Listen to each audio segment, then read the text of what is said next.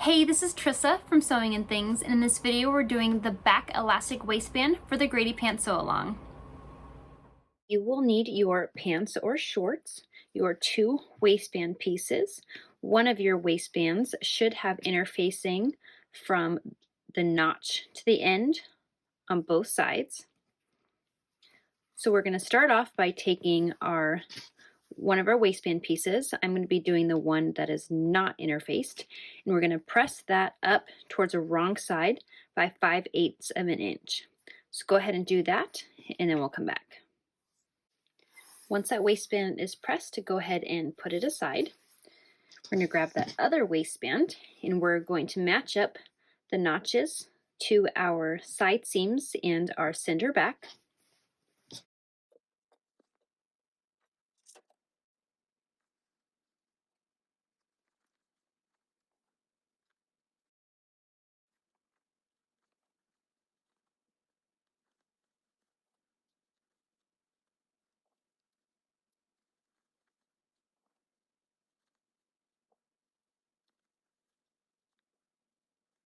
You should have about 5/8 of an inch of excess of the center fronts on both sides of the waistband.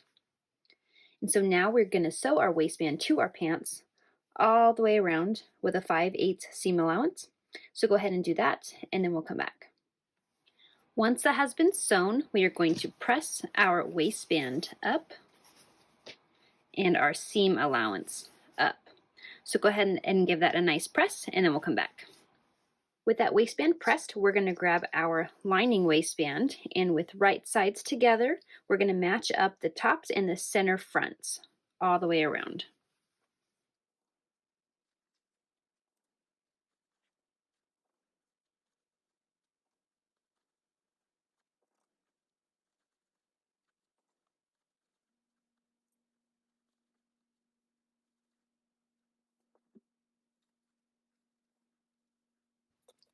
Once that has been pinned, we are going to sew our waistband together.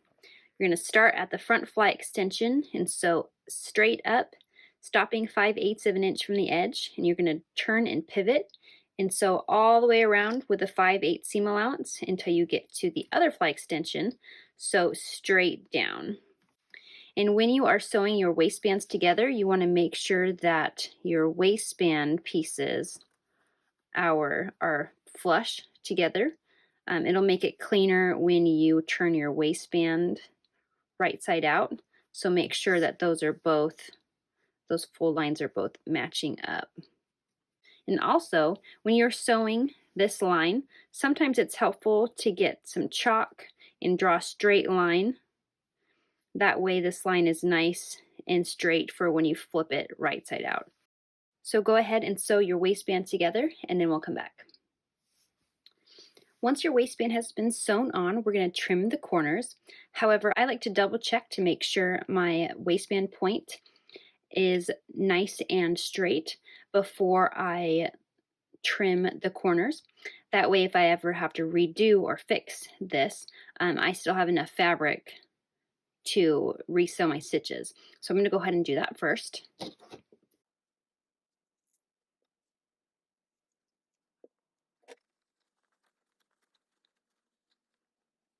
That looks pretty good, so I'm going to leave it like that.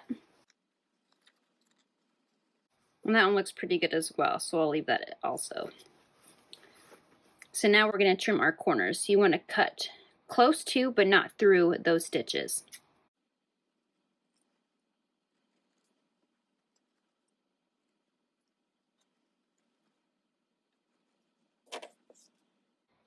Now we're going to turn our waistband right side out. Make sure you poke out those corners.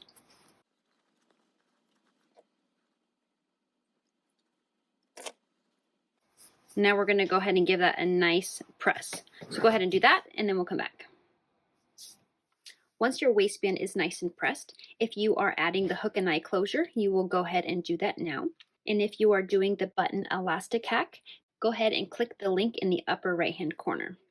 Now we are going to pin our waistband together from side seam to side seam. Make sure you are pinning on the right side, And then we're going to top stitch about 1/8 of an inch around the bottom of the waistband from side seam all the way down to side seam.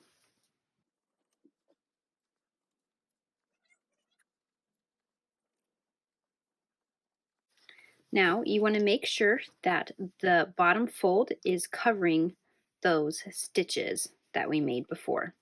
Now you're going to sew along the bottom from side seam to side seam with 1/8 of an inch seam allowance. So go ahead and do that, and then we'll come back. With the back of our elastic sewn, we are now going to thread our elastic through. So go ahead and grab a safety pin.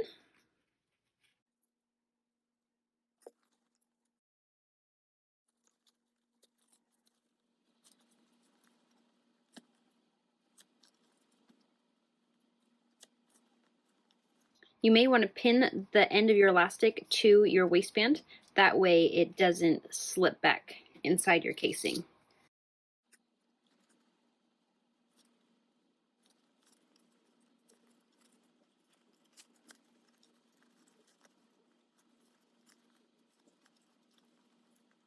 Once your elastic gets about a 1/2 inch from that side seam, you're going to stop and you're going to sew along that waistband at that side seam several times to hold that elastic in place. And then you'll trim the end of the elastic close to the seam. So once you get to a 1/2 inch from that side seam, go ahead and sew your elastic down. Once that elastic has been sewn, go ahead and trim the elastic close to the stitches.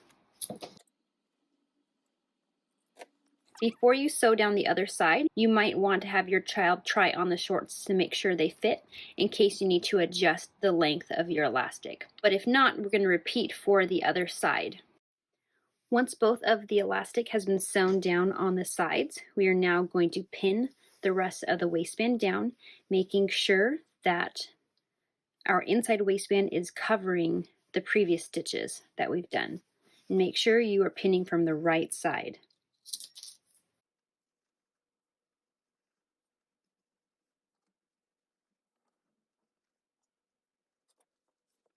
For the jean version, you were going to top stitch the front and the top, going from where we sewed down that elastic all the way down, up, and around on both sides. And if you are doing the chino dress pant version, you will just be sewing the very bottom of your waistband.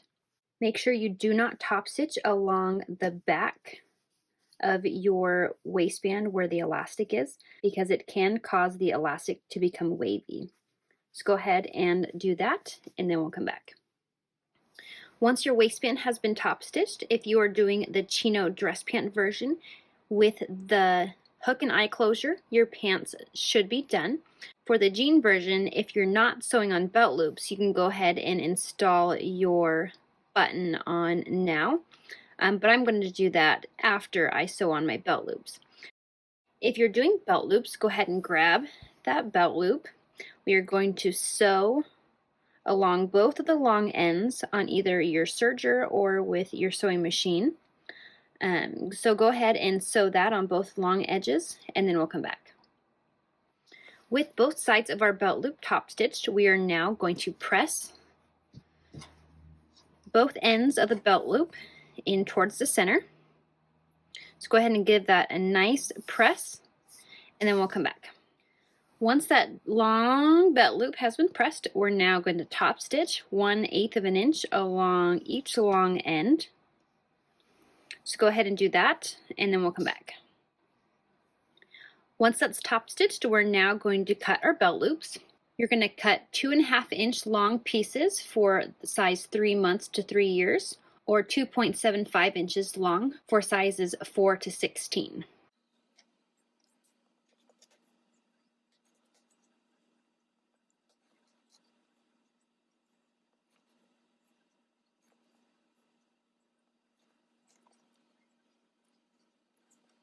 Now we're going to press the ends of our belt loops under 1/4 of an inch on both sides, and then we'll come back. Once your belt loops are pressed, we're now going to attach them to our shorts. You will put 2 next to either side of your pockets. And on the back, you'll place one about a 1/2 inch to 1.5 inches from each of the side seams. And then you can do either 1 or 2 in the center back. So you can either do 1, you can do 2, you can crisscross them. However, for me, with the back elastic, I'm just going to put 2 in the front. I'm going to skip sewing them over that elastic. When you attach your belt loops, do so with either a narrow zigzag stitch on your sewing machine or a bar tack. However, if your fabric is on the thicker side, you may find that a straight stitch is better, and also using regular thread instead of top stitching thread, which can be a little bit thicker, and that might help sewing through all the layers. So go ahead and sew on your belt loops, and then we'll come back. Once those belt loops have been installed, we are now going to add our jean button and buttonhole. You're going to sew your buttonhole in the center of your waistband, about 1/4 of an inch in from the edge. If your machine has a buttonhole foot, there should be a spot to insert your button. That way your buttonhole will be the correct size for your button. So go ahead and sew that buttonhole on, and then we'll come back.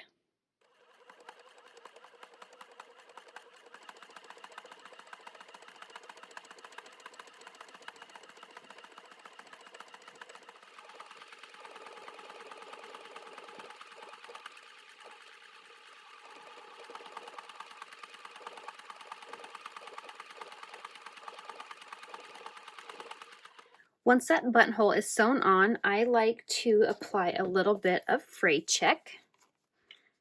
It just helps keep it from fraying.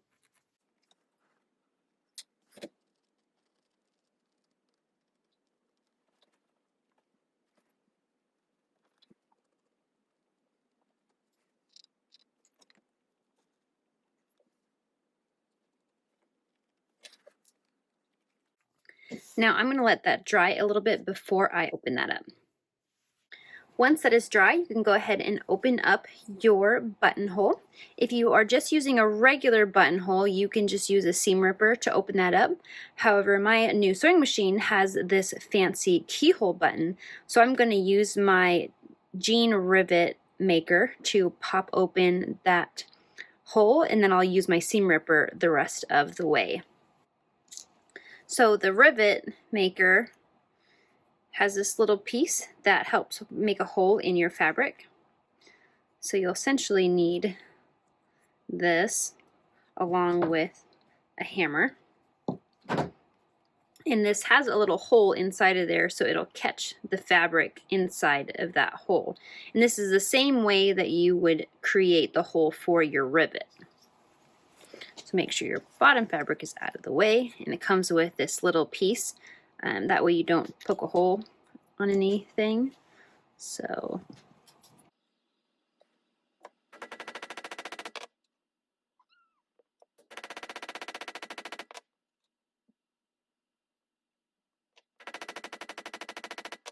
there we go. So I got a nice hole, and then all of my fabric is stuck inside of there. So now I can use my seam ripper to open up the rest of that hole. So now you'll grab your jean button. And since this has a nice little hole for where I'm going to place my button,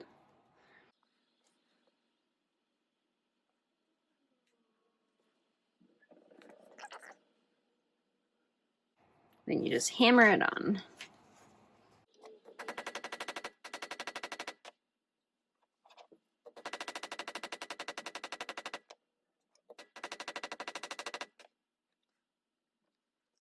And if you're going to be adding any jean rivets, you'll do that essentially the same way. I'm going to skip those for this pair, but that's it. To stay up to date on the latest videos, be sure to subscribe to my channel, or you can check out my blog at sewingandthings.com.